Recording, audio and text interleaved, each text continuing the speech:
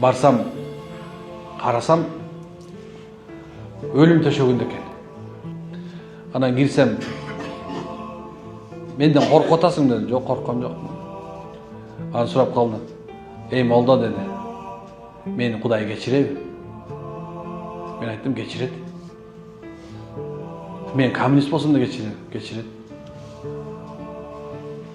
Сен Кудайга ушунча ырайымдуу. Мен моундай акыбалга келгеним Кудайдын жазасыбы деди. Жок, рахматы деди. Кантип рахматы болсун, мен ушунда кыйналып атам, жок. Тозокто мындан жаман болот. Алла бу дүйнөдө тозокту сизге көрсөтүп, сизди бейиштик кылышын каалады.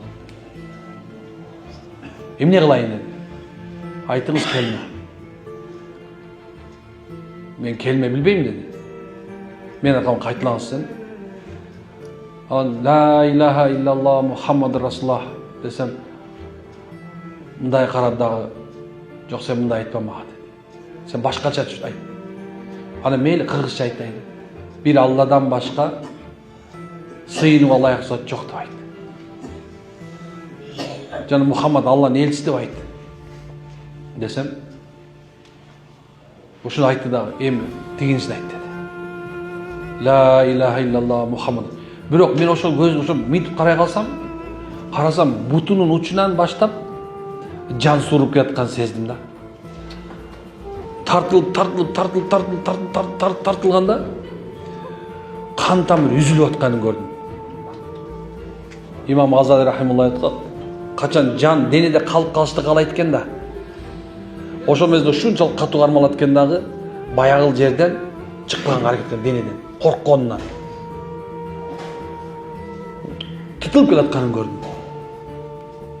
Карап тураман, келмей айтам, койдум, Ясин окуп баштадым. Пайгамбар зат ооругандарга, аны өлүм төшөгүндө жатканга Ясин окугула деген. Аны Ясин окуп баштадым, бир мезгилде баягы капкара болуп аткан бети кадимгидей агарды. Кадимгидей агарды, чын айтайынбы?